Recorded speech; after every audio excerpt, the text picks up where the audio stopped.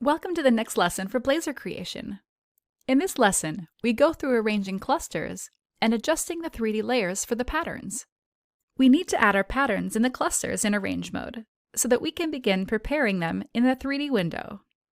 Let's first pick the correct avatar to use for this garment. On the specification sheet, it states that we need to use Oliver L. This avatar is available for download in the Download section. Before we begin, let's recap a method we learned in the 201 Garment Creation course. When we have many patterns in the 2D window, what can we do to help us easily recognize the patterns?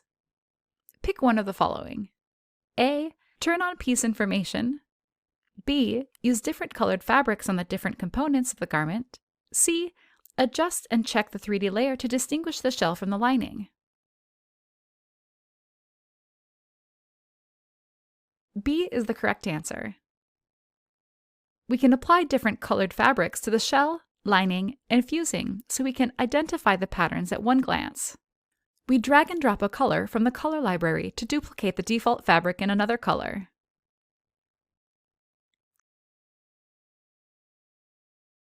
Great! Let's start arranging the patterns in clusters. We go into Arrange mode. When arranging, it may be easier to start with the lowest layer of the garment. In this case, we start with the lining, then the shell. When arranging patterns at the beginning, know that it is okay to not arrange all the patterns at once.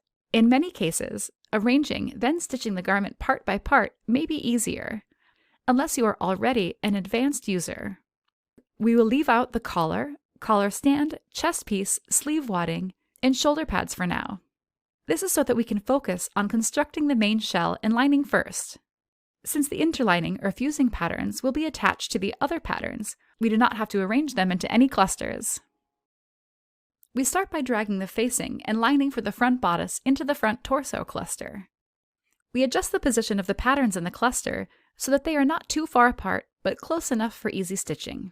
We don't have to overlap the front panels for now. Then we adjust the position of the triangle pocket flap on the top of the facing. Next, we drag the side bodice lining into the side torso cluster. Lastly, the sleeves and the back lining patterns. Before adding the shell, we first adjust the 3D layers of the lining patterns.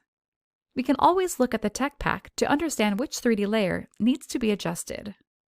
The wearer's left side of the facing will be overlapping the right side of the shell, so we can adjust the layer of this pattern to be 2 layers higher than the right facing. We change the 3D layer to 4. The triangular pocket flap pattern needs to be lower than the facing pattern, so we adjust that pattern to be on layer 1.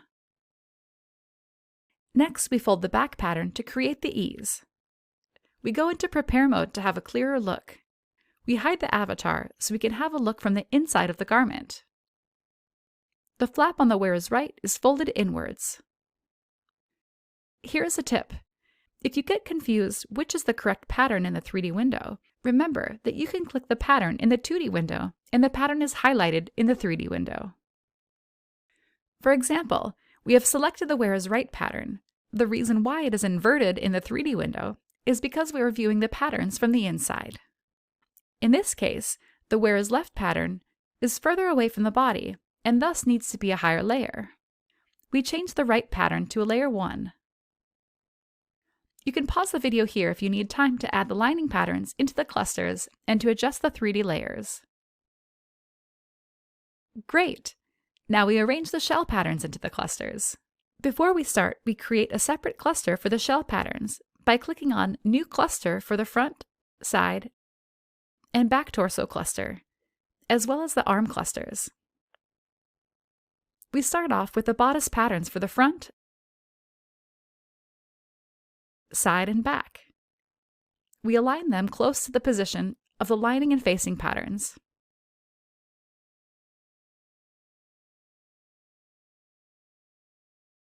Then we add in the pocket patterns to the front torso cluster, aligning to the position on the shell pattern. In the context view, we multi-select, then drag and drop those patterns into the new cluster we have created. Remember that for symmetrical clusters, you must move the patterns individually into the clusters. If we were creating a more complicated blazer style, we could create another cluster just for the pocket patterns. For this example, we will keep the pocket patterns in the cluster with the shell patterns. Then lastly, we deal with the sleeve pattern pieces.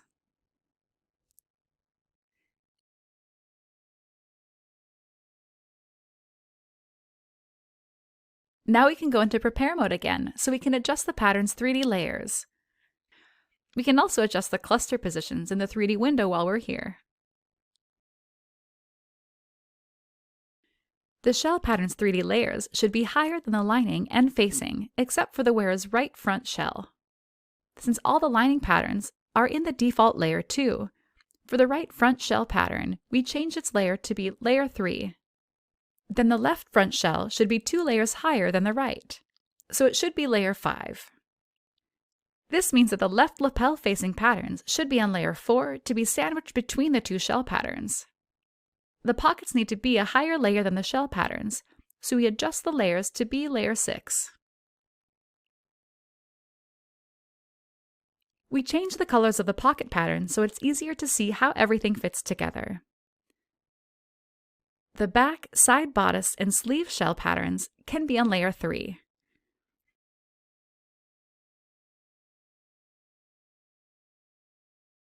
For the back bodice and sleeve patterns, there are vents, but we can adjust the 3D layers later as needed. Once we are done, we can continue to improve the prepare positions for the clusters. For example, we can change the arm cluster to a sleeve type so it can wrap around the arm better.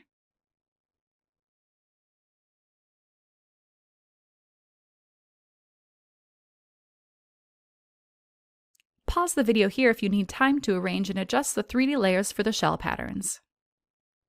Now we are ready to start stitching the garment, which we'll cover in the next few lessons. Don't forget to save your file after you complete arranging the clusters and adjusting the 3D layers. For more information, visit our Help Center.